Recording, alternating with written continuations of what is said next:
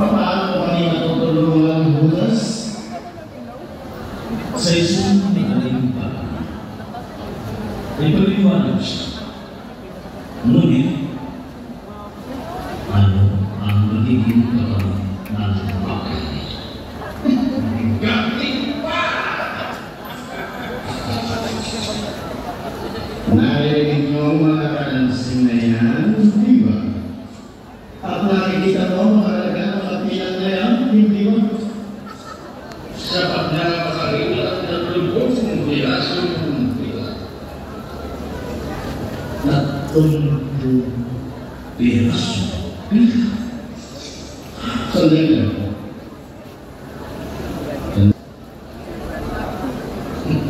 Bago makamit ang mga salapin ko, malabo ka muna sa akin. Kahit mo.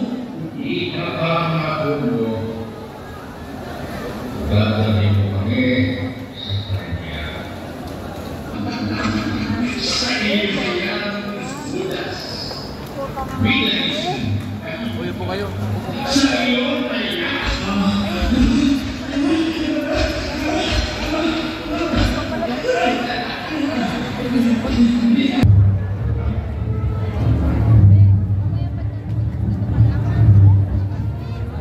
ang mga tinutong sa sacerdote at Persia ay nagpadala ng mga kawal kasama ng Judas Iscariot. At sa hardin ay makikita ang mga liwan ng mga sulok at ginagawa.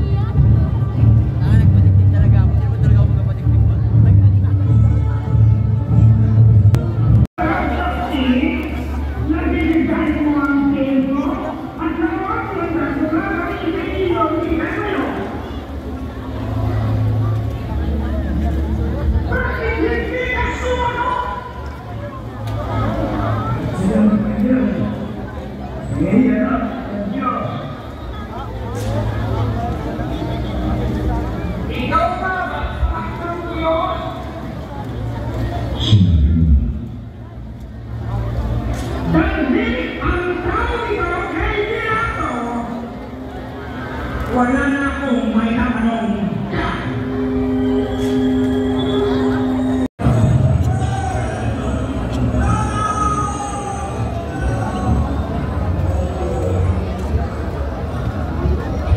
Anong kasalanan ng taong ito? Bakit ninyo siya sinusunod? Ay, ang kailangan!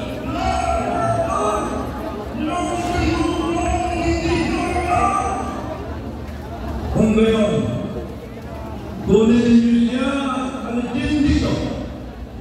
Kayo ang mahusay sa kanya. Husgahan niyo siya kay ilalim ng inyong batas.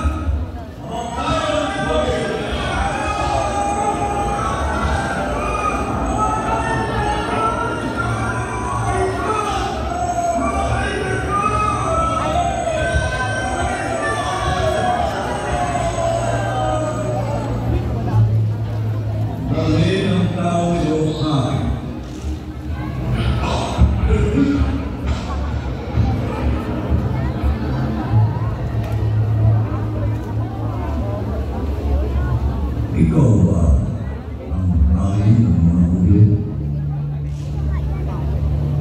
Hari, tulad ng pagkalit mo ng sila. Tulad ng tawag ng mga hudyo. Ako ba isang hudyo?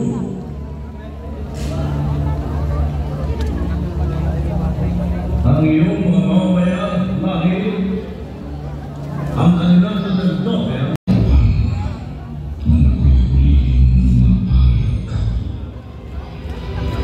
ngunit ikaw ay isang hari ngayon.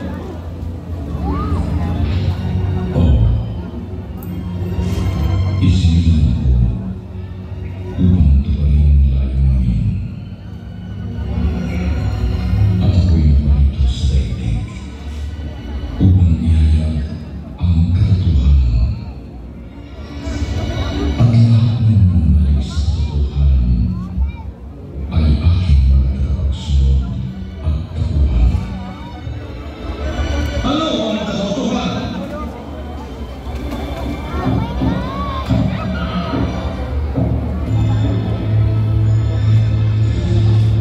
Ang taong ito ay walang kasalanan. Kayo ay mayroong kaugalian na tuwing sasakit ang mga listahan ito, maaaring humiling kayo sa akin na pamahalaan ang isang pinagbo.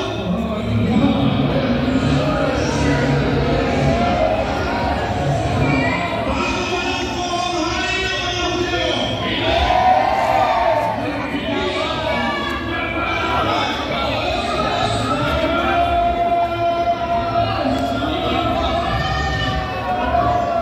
Si Barrabas!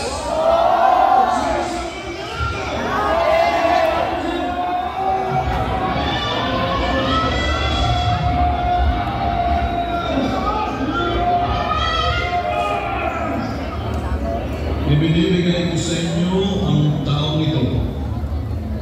Ngunit unawain ninyo, wala akong nakikitang pagkakasala sa kanya.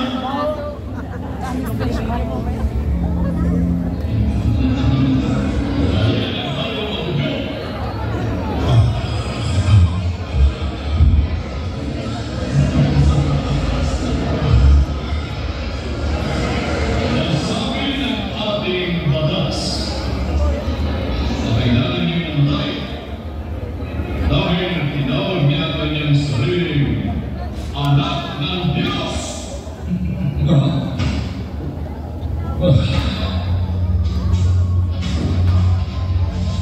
Jesus, saan ka nanggaling?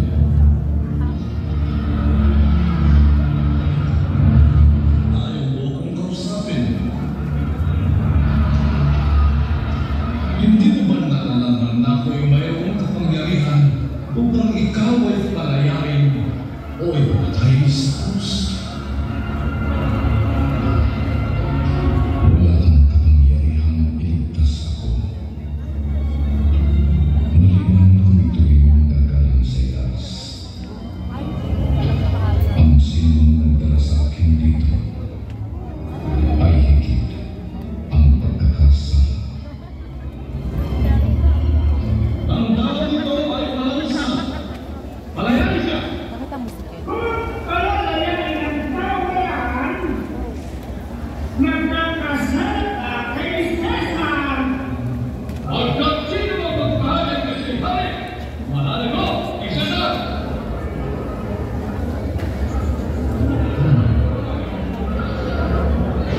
Dala ko ng tubig at pamumunas.